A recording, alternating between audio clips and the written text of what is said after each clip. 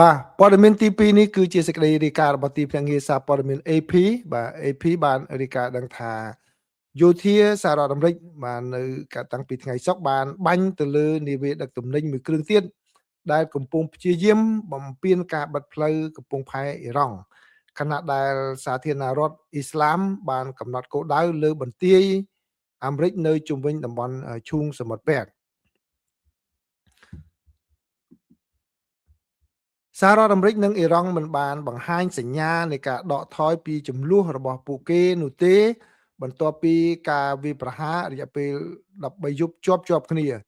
ដោយសារការប្រយុទ្ធគ្នាកំពុងផ្ទុះឡើងម្ដងទៀតនិងការទូតមិនប្រកបប្រជាគឺភាគីទាំងពីរបានធ្វើសកម្មភាពដែលបង្ហាញថាការកើនឡើងនៃភាពតានតឹងគឺអាចនឹងដំណើរការទៅមុខបន្តទៀតស្ថានទូតសហរដ្ឋអាមេរិកនៅតំបន់មជ្ឈិមបូព៌ាបានចាប់ផ្ដើមជូនដំណឹងដល់ពលរដ្ឋអាមេរិកនៅក្នុងតំបន់ថាជំរឿក្នុងការចាក់ចែងអាចនៅមានកម្រិតខណៈដែលឆ្មាំបដិវត្តអ៊ីរ៉ង់បានណែនាំប្រជាជននៃប្រទេសជិតខាងឲ្យនៅឆ្ងាយពីមូលដ្ឋានយោធារបស់សហរដ្ឋអាមេរិកនៅក្នុងការវិវត្តមួយទៀតនោះគឺប្រទេសអារ៉ាប៊ីសាអូឌីតបានវាយប្រហារទីក្រុងកំពង់ផែហូដេដាក្នុងប្រទេសយេម៉ែនដើម្បីឆ្លើយតបទៅនឹងការវាយប្រហាររបស់ក្រុមឧទាមហូទីសដែលគ្រប់គ្រងដោយអ៊ីរ៉ង់លើនាវាដឹកប្រេងរបស់អារ៉ាប៊ីសាអូឌីតនៅសមុទ្រក្រហមនេះបើយោងតាមការលើកឡើងរបស់សម្ព័ន្ធមិត្ត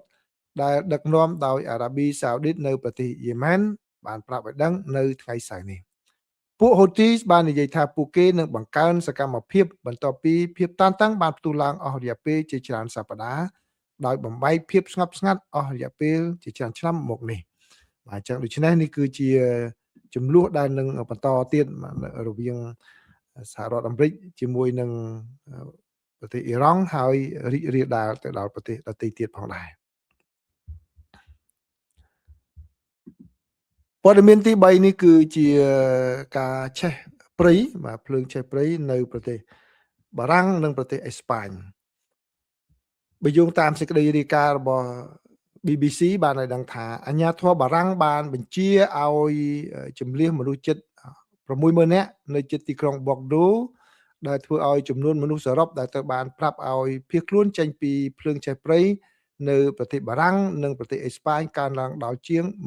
220,000 នាក់ហើយមនុស្សប្រហែលជា 200,000 នាក់ត្រូវបានជម្លៀសចេញនៅភាគនិរតីនៃប្រទេសបារាំងក្នុងតំបន់ Giron និង Lens ប្រទេសបារាំងប្រធានាធិបតីបារាំងលោក Emmanuel Macron បានចល័តទ័ពដើម្បីជួយនៅក្នុងប្រតិបត្តិការនេះទន្ទឹមនឹងនេះភ្លើងឆេះព្រៃមួយនៅជិតទីក្រុង Madrid គឺត្រូវបានគេចាត់ទុកថាឆេះហួសពីសមត្ថភាពរបស់ក្រុមពន្លត់អគ្គិភ័យក្នុងការជួយទប់ស្កាត់នេះបើយោងតាមការព្រមានរបស់មន្ត្រីអេស្ប៉ាញបន្ទាប់ពីភ្លើងឆេះព្រៃចំនួន3នៅភាគខាងលិចនៃរដ្ឋធានីបានឆេះបកបញ្ចូលគ្នាទៅជាភ្លើងឆេះព្រៃតែមួយរដ្ឋាភិបាលអេស្ប៉ាញបានប្រកាសអាសន្នថ្នាក់ជាតិដោយមនុស្សចំនួន 25,000 នាក់ត្រូវបានប្រាប់ឲ្យជម្លៀសចេញនិងជិត 40,000 នាក់ត្រូវបានប្រាប់ឲ្យស្នាក់នៅក្នុងលំនៅឋានដោយកុំឲ្យចេញទៅណាអសោះដើម្បីជៀសវាងគ្រោះថ្នាក់ព័ត៌មានទី4ព័ត៌មានទី4នេះគឺជាសេចក្តីរាយការណ៍របស់សារព័ត៌មាន Politico បានឲ្យដឹងថារដ្ឋមន្ត្រីការពារជាតិអ៊ីតាលីបានស្នើផ្ដល់ការងារជាទីប្រឹក្សាដល់រដ្ឋមន្ត្រីក្រសួងការពារជាតិអ៊ុយក្រែនដែលត្រូវបានបណ្តេញចេញពីតំណែងបាទពីក្មេងលោកមីខៃឡូ Fedorov អតីតរដ្ឋមន្ត្រីក្រសួងការពារជាតិអ៊ុយក្រែនដែលត្រូវបានបណ្តេញចេញដោយប្រធានាធិបតីលោក Volodymyr Zelensky កាលពីដើមខែនេះអាចចាប់ផ្ដើមជីវិតថ្មីនៅទីក្រុងរ៉ូមប្រទេសអ៊ីតាលីប្រសិនបើគាត់ចង់រដ្ឋមន្ត្រីការពារជាតិអ៊ីតាលីលោក Guido Crosetto កាលពីថ្ងៃសុក្របាននិយាយថាលោកបានទូរស័ព្ទទៅលោក Fedorov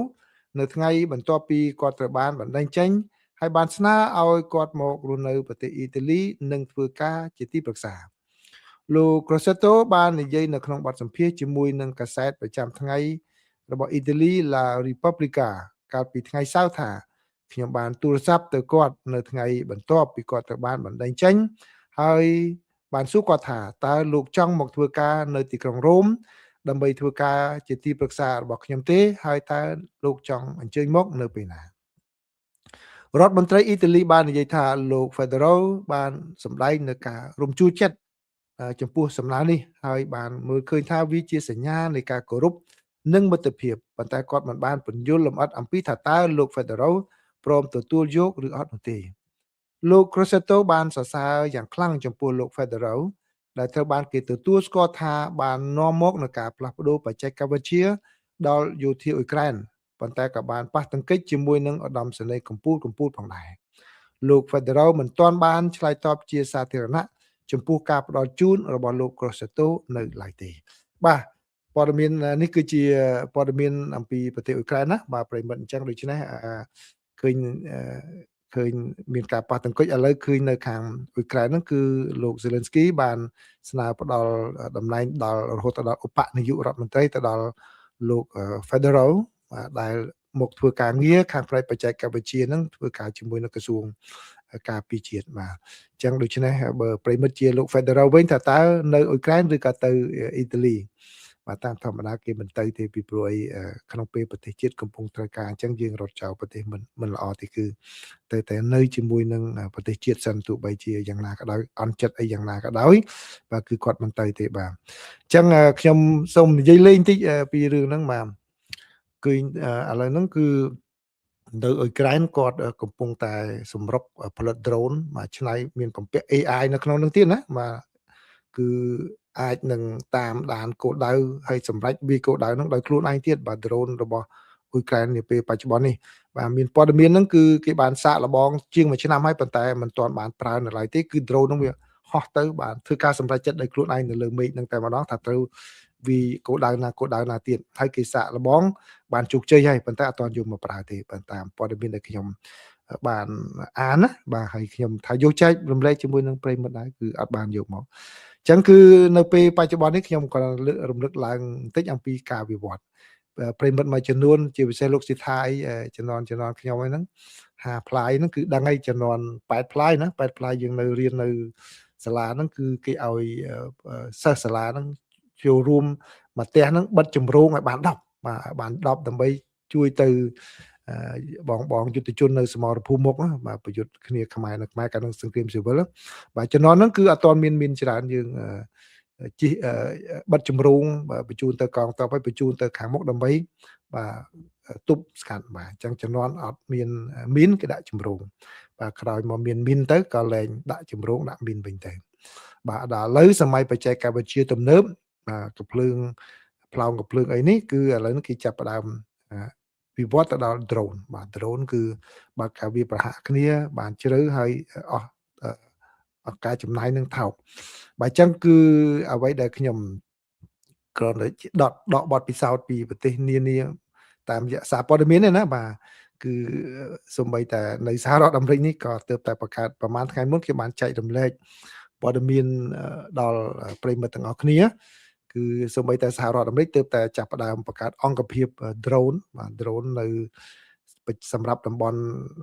Indo-Pacific កាលពីដើមខែមិថុនាទេបាទដែលស្មើនឹងកងពលមួយតែម្ដងបាទដកកម្លាំងពីវរៈច្រើនមក3 4មកបញ្ចូលគ្នាជាកងពលមួយមានឋានៈស្មើកងពលមួយគឺកងពល drone តែម្ដងអង្គភាព drone ហ្នឹងគឺកងពលមួយតែម្ដងសម្រាប់តំបន់ Asia-Pacific Indo-Pacific បាទអញ្ចឹងដូច្នេះសម្រាប់យោធារបស់ប្រទេសមួយដោយសម្ដីរបស់លោក Robert Gates អតីតរដ្ឋមន្ត្រីក្រសួងការពារជាតិរបស់សហរដ្ឋអាមេរិកគាត់និយាយយូរហើយតាំងពីជំនាន់អូបាម៉ាគាត់ថាបាទសម័យនេះគឺបើសិនជាទីប្រឹក្សាណាផ្ដល់យោបល់ឲ្យប្រធានាធិបតីឲ្យដោយផ្ដោតទៅលើអាវុធធនធំធ្ងន់ដោយមិនផ្ដោតទៅលើបច្ចេកវិទ្យាទំនើបនោះបាទគឺសូមយកខួរក្បាលគាត់ទៅ scan មើលផងបាទគាត់និយាយប្រើពាក្យមួយហ្នឹងបាទយកខួរក្បាលទៅ scan មើលអញ្ចឹងដូច្នេះបានន័យថាសម័យតាំងពីសម័យជិត20ឆ្នាំហើយគឺទស្សនវិស័យចក្ខុវិស័យរបស់លោករដ្ឋមន្ត្រីការពារជាតិរបស់សហរដ្ឋអាមេរិកគឺថាផ្ដោតទៅលើបច្ចេកវិទ្យាហើយប្រិមិត្តណាដែលនៅរដ្ឋធានី Washington នៅរដ្ឋធានី Washington ដឹងហើយពេលដែលចូលទៅក្នុងMetro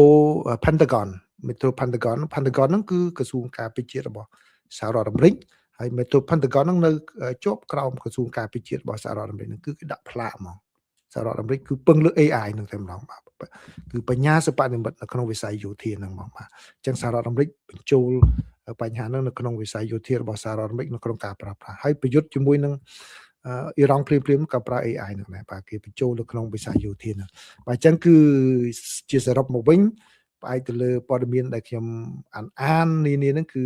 drone បាទត្រូវតែអភិវឌ្ឍប្រទេសណាមួយក៏ត្រូវតែអភិវឌ្ឍហើយវិវត្ត drone ហ្នឹងទៅពីព្រោះស្រួលបាទយើងអាចយក drone civil ហ្នឹងបំលែងមកជាផ្នែកយោធាក៏បានហើយទី2គឺបញ្ចូលផ្នែក AI ប្រព័ន្ធបញ្ញាសិប្បនិម្មិតនៅក្នុងវិស័យយោធាឲ្យបានអញ្ចឹងយុវជនខ្មែរត្រូវរៀននៅវិស័យហ្នឹងឲ្យបានច្រើនណាបាទសូមចូលរួមចំណែកប៉ុណ្ណឹងទេបាទហើយអញ្ចឹងបាទដូច្នេះបើផ្អែកទៅលើព័ត៌មាននេះគឺបាទលោករដ្ឋមន្ត្រីក្រសួងការពារជាតិអ៊ីតាលីហ្នឹងគាត់ឆ្លាតបាទគាត់ឃើញមនុស្សដែលមានទេពកោសល្យអញ្ចឹងមនុស្សដែលមានទេពកោសល្យមិនចាំបាច់ថាបទពិសោធន៍យោធាច្រើនទេប៉ុន្តែបើមានចំណេះដឹងនឹងគេហៅថាគំនិតបញ្ញាស្របតាមស្ថានភាពបច្ចុប្បន្នគឺគេឲ្យតម្លៃហើយដូចដែលខ្ញុំធ្លាប់និយាយជាមួយប្រិមិត្តក្នុងពេលកន្លងមកចាំពីសង្គ្រាមមួយទៅសង្គ្រាមមួយគឺសភៅដែលគេអានយុទ្ធសាស្ត្រអីទាំងអស់ហ្នឹងវានៅជាគោលមែនប៉ុន្តែគេមេតបមួយហ្នឹងគេតែងតែច្នៃប្រឌិតទៅតាមស្ថានភាពជាក់ស្ដែងនៅពេលដែលសង្គ្រាមប្រយុទ្ធហ្នឹងចាដូច្នេះឃើញយើងសង្គ្រាមរុស្ស៊ីនៅអ៊ុយក្រែនហ្នឹងឃើញមានការអភិវឌ្ឍ drone ថ្មីហ្នឹងបន្ថែមទៀតជាអាវុធដែលយកមកប្រើប្រាស់នៅក្នុងសង្គ្រាមហ្នឹងបាទអញ្ចឹងជូនយោបល់លេងសើចតែប៉ុណ្្នឹងទេបាទគាត់ថាស្ដាប់កំសាន្តទៅបាទប្រិមិត្តមិនមែនជំនាញយោធាទេគាត់ថាស្ដាប់កំសាន្តលេងដូចជាចំណេះដឹងមួយផងដែរឥឡូវសូមជម្រាបលាមុននឹងជម្រាបលាសូមចូលមើលប្រិមិត្តណាខ្លះចូលក្រោយគេផាវីបាទផាវីចូលមកជាតិចប់តែម្ដងបាទយីលៀងបាទប្រេងបាទយីលៀងអើយបាទប្រេងឡើងទៅដល់$100ទៀតហើយមួយបារ៉ែលបាទឡើងលើសនឹងផងឥឡូវហ្នឹងផលគុណបាទផលគុណជំរាបសួរលោកសុខាលឹមបាទបានអញ្ជើញចូលដែរណាបាទសិតតែអ្នកដែលចូលយូរហើយប៉ុន្តែបានបាត់ដោយសារតែខ្ញុំផ្សាយដូរមកពីទៅបាទទៀមសារិតជំរាបសួរយឿតរឿនបាទជំរាបសួរកំហេងគៀងជំរាបសួរហមនីមកខ្មែរយ៉ាងណាដែរបងអូចឹងអត់បានទៅបាទឥឡូវសួរខ្ញុំឆ្លើយបាទសប្បាយដែរបាទខ្ញុំរីករាយដែរដែលបានទៅអញ្ចឹងអ្នកណាមិនបានជួបគ្នាខែ11ឆ្នាំ2027ទៅមួយសាទៀតហើយមានកម្មវិធី2ធំគឺគម្រោងនឹងធ្វើកឋិននៅវត្តអណាឡោមហើយនឹងទៅការក្មួយមកការក្មួយប៉ុន្តែលើកនេះទៅឲ្យបានយូរបន្តិចប្រហែលទៅ3សប្តាហ៍ដើម្បីជួបមិត្តភ័ក្តិឲ្យអស់បាទអ្នកខ្លះអាណិតមែនតើមិត្តភ័ក្តិខ្លះគាត់និយាយមកសិនដល់គាត់ថាសុំជួបតែ2នាទីក៏បានបើជួបបាទចុងក្រោយថ្ងៃចុងក្រោយនោះគឺណាត់មិត្តភ័ក្តិដែលមិនដែលស្គាល់គ្នាផ្សេងមិត្តក្រុមផ្សេងមកជួបនៅផ្ទះដែលខ្ញុំស្នាក់នៅហ្នឹងម្នាក់ផ្លែទៅជជែកគ្នាលេងបាទរក្សាគាត់ថាម៉េចលពូខ្ញុំមានសំណួរយន្តការចរចាគឺមាន2ផ្សេងគ្នាដែនគោកនិងដែនទឹកតាសៀមដែនគោកទៅលោកបំលំ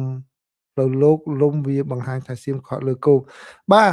បើសៀមកុហកលើគោកហើយបាទអត់មានទៅក្នុងទឹកកុហកទេគាត់នេះបាទអត់អៀនខ្មាស់តែម្ដងខ្ញុំនិយាយរួមខ្ញុំទើបតែឃើញគណៈរដ្ឋមន្ត្រីរបស់សៀមនៅពេលនេះទេដែលនិយាយកុហកដោយអត់អៀនខ្មាស់បាទអត់អៀនខ្មាស់តែម្ដងសូម្បីនៅក្នុងរឿងរបស់ខាងសារព័ត៌មានដែលខ្ញុំយកចែកអាណាឌូលូមិនសមមិញចែករំលែកហ្នឹងគឺបាទសៀមកុហកលើគោកតែម្ដងមកពីមេតបហើយនឹងរដ្ឋមន្ត្រីការបរទេសហ្នឹងគឺនិយាយខុសគ្នាបាទអស់សាយដែរបាទអញ្ចឹងអរគុណណាអត់មានអ្នកផ្សេងទៀតហើយសុចិត្តតិនបាទសុចិត្តតិនបាទអញ្ចឹងបើមកសួរថាចាស់ឥឡូវបើថៃប្រើល្បិចហ្នឹងតើយើងមានល្បិចអីប្រក្រាបវិញទេគឺដោយដែលខ្ញុំធ្លាប់បាននិយាយក្នុងពេលកន្លងមកចឹងប្រើវេទិកាអន្តរជាតិនិយាយបញ្ហានឹងដដែលបាទហើយខ្ញុំឃើញកម្ពុជាប្រើហើយបាទគាត់អត់ដកថយទេគាត់ឆ្លៀតឱកាសបាននិយាយសម្បីរដ្ឋមន្ត្រីក្រសួងបព្វធម៌របស់កម្ពុជាទៅខាងក្រៅវេទិកា UNESCO ក៏និយាយរឿងហ្នឹងដែរនិយាយតាមបច្ចេកទេស UNESCO ហ្នឹងតែម្ដងបាទទៅលើកអំពីបញ្ហាហ្នឹងជាប់ជាប្រចាំមកថៃខឹងយ៉ាងម៉េចក៏ដោយបាទដូច្នេះយូរទៅបាទគាត់តើគាត់ស៊ាំឬក៏គាត់នឹងខ្មាស់គេឬក៏សម្ពាធផ្ទៃក្នុងយ៉ាងណា បាទនឹងយើងចាំមើលទៅទៀតក៏ប៉ុន្តែខ្ញុំថាកុំដកថយបាទពីបញ្ហាហ្នឹងពីព្រោះថៃចង់ឲ្យស្ងាត់ហើយនៅទទួលយកអ្វីដែលជាលក្ខខណ្ឌថៃមានប្រៀបដូច្នេះយើងកុំទទួលយើងលើកឡើងអំពីបញ្ហានេះហើយក្នុងពេលជាមួយគ្នានឹងដែរសិក្សា អំពីយន្តការច្បាប់បាទយន្តការច្បាប់នៅក្នុងការដាក់បណ្ដឹងទៅណាទៀតបាទនឹងគឺត្រូវពិនិត្យមើលលទ្ធភាពនឹងបន្តទៀតបាទអញ្ចឹងការទូតហើយនឹងច្បាប់នឹងគឺត្រូវសកម្មជាប់ជានិច្ចតែម្ដងប៉ុន្តែគាត់ថាយន្តការច្បាប់យើងកុំលោឡាហើយយើងកុំលោឡាគឺសិក្សាឲ្យក្រុមការងារសិក្សាអញ្ចឹងហើយពេលណាដែលត្រូវប្រើជំហានច្បាប់ដាក់ភឹងទៅបាទប៉ុន្តែយន្តការការទូតគឺបាទជាប់ជានិច្ចបើខ្ញុំឃើញគូមួយឆ្នាំនេះគឺជើញច្រើនមានសម្ភាសជាមួយនឹងសារព័ត៌មាន Bloomberg ហើយទៅបានសារព័ត៌មាននៅក្រៅប្រទេសនឹងយកផ្សាយច្រើនណាស់បាទហើយស្រាប់តែមាន op-ed opinion របស់លោករដ្ឋមន្ត្រីការបរទេសនឹងចេញផ្សាយនៅខាងក្រៅទៀតមាន Angelina Jolie គាត់មកនិយាយចំពេលនឹងទៀតបាទហើយនឹងមានការលើកឡើងនៅអង្គការក្រុមប្រឹក្សាសន្តិសុខរបស់អង្គការសហប្រជាជាតិបាទទៀតបាទដូច្នេះវាគេថាជា coordinate effort បាទគឺកិច្ចខិតខំប្រឹងប្រែងដែលមានលក្ខណៈសម្របសម្រួលចឹងល្អហើយខ្ញុំនឹងក៏បានទៅដល់នេះទៅដល់ខាងអូបាទប្រិមិត្តដែលចូលខាងនេះបែបមិនទាន់បានឃើញវីដេអូហ្នឹងមើលខ្ញុំដាក់វីដេអូឲ្យមើលទីមើលទៅដល់នេះដែរណាទៅដល់អូខ្ញុំលុបចោលបាត់ហើយវីដេអូនេះបាទអូខ្ញុំបោះហើយលុបចោលបាត់ហើយលុបចោលបាត់ហើយលុបចោលទៅដល់សាលារៀនដែលសៀមគាត់ទម្លាក់ក្របក្បែរហ្នឹងឲ្យក្មេងរត់ប្រសិទ្ធប្រស័យហ្នឹងសំណោះដែរឃើញរូបហ្នឹងបាទអញ្ចឹងប្រិមិត្តទៅមើលនៅ Facebook ចុះទៅនៅ Facebook មើលកន្លែងហ្នឹងនេះខ្ញុំលុបចោលមុនហ្នឹងបន្តិចព្រោះវាជាអៀតcomputer ពេលដាក់នៅលើ screen បាទអញ្ចឹងសូមអរគុណណាបាទសូមអរគុណសូមសម្រាប់ឲ្យបានសុខស្រួលសម្រាប់ប្រិមិត្តដែលនៅក្នុងប្រទេសកម្ពុជា